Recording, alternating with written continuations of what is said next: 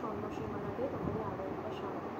কেমন আছো বন্ধুরা? হ্যাঁ, তোমরা থাম্বনেল অ্যান্ড টাইটেল দেখে বুঝতেই পেরে গেছো কী বিষয়ে কথা বলতে এসেছি। হ্যাঁ, বাচ্চার বিষয়ে, বেবির বিষয়ে।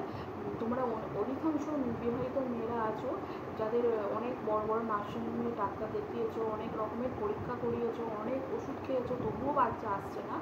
এরকম আমিও করেছি, অনেক বড় ডাক্তার, অনেক বড় বড় পরীক্ষা, সমস্ত কিছু করেছি, ওষুধ খেয়েছি, সমস্ত কিছু করেছি, যে যা বলেছে সমস্ত কিছু করেছি। এমনকি কী বলবো, অনেক বাজে বাজে কমেন্টও আমাকে শুনতে হয়েছে, কেন বাচ্চা আসছে না, 5-6 বছর তো হয়ে গেল এখনও বেবি আসছে না কেন।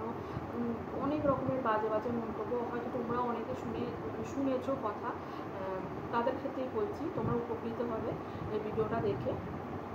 আমি এমনই একটা ডাক্তারের নাম বলবো, শুধু একটা ডাক্তার না, আমার কাছে ভগবান। বিশ্বাস করো, আমি যখন ফার্স্ট টাইম গেলাম আমাকে 1 সপ্তাহ একটা ওষুধ দিয়েছিল খেতে, না ইঞ্জেকশন দিয়েছিল। তারপরে বলেছিল এর মধ্যে যদি আসে তো ভালো, নইলে একবার একটা পরীক্ষা করতে হবে, তারপরে 3 মাসের মধ্যে আমি 1 বছর দেখবো, 1 বছরের মধ্যে কিন্তু বাচ্চা এসে যাবে। আমি যতটুকু তাই করলাম, যেমন বললেন উনি তেমনই করলাম।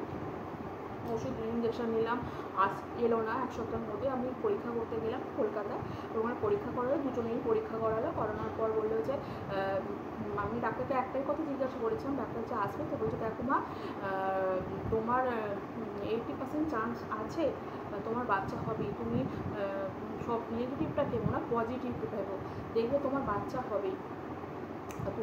তোমাকে দ্বিতীয়বার এখানে আর আসতে হবে না, তুমি দেখে নিও। বলে আমি হাসতে হাসতে চলে এলাম। এসে 3 মাস আমি ওষুধ খেলাম, 2 মাসের মধ্যে কোনো কিছু হলো না। 3 মাসের মধ্যে বুঝতে পারিনি এবার যে এরকম হয়েছে। আর সব পুজো ছিল, সব দেখিয়েছি, তারপরে টেস্ট করতে গেলাম, পজিটিভ। আমি ভাবতে পারিনি যে মিনিমাম 8 বছর পর অপেক্ষার পর এই রেজাল্টটা দেখে মানে আমি অবাক হয়ে গেছিলাম। যে ভোরবেলা আমি টেস্টটা করলাম, আমি অবাক হয়ে গেছিলাম যে আমি কী বলবো, সত্যি তো। আমি ডাক্তারের কাছে যখন গেলাম, আমি ডাক্তার বলতে সত্যি তো না মিথ্যে। ডাক্তারকে পরীক্ষা করালো, আমি পরীক্ষাতেও গিয়ে যখন বললাম, টেস্ট করতে দিল, ইউসি একটা করতে দিল প্রথমেই, আমি তাকে জিজ্ঞাসা করি, ডাক্তারটা সত্যি তো, মানে আমি ভাবতে পারিনি। যাই হোক, খুবই আনন্দ হলো, আমাদের পরিবারের সবাই, বাপি সবাই আনন্দ হলো। আর সেই জন্য তোমাদেরও বলছি, তোমরাও এই খুশির খবরটা পাও, তোমাদের পরিবারের সঙ্গে শেয়ার করো। যদি এই ডাক্তারটার নাম বলে দিলাম, ডক্টর সুনীল চক্রবর্তী।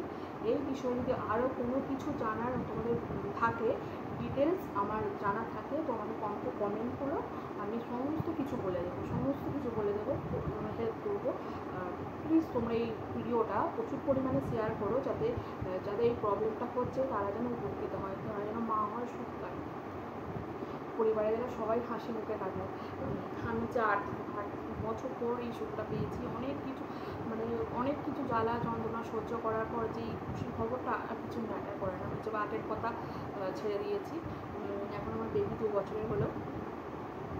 তো প্লিজ তোমরা এই ভিডিওটা প্রচুর পরিমাণে শেয়ার করো। আর যারা মানে ডাক্তারের বিষয়ে জানতে চাও ডিটেলস, আমাকে কমেন্ট করো, আর প্রচুর পরিমাণে শেয়ার করো, এটা যারা মানে উপকৃত হয়। হ্যাঁ, তো এটাই এখনকার মতো। নমস্কার।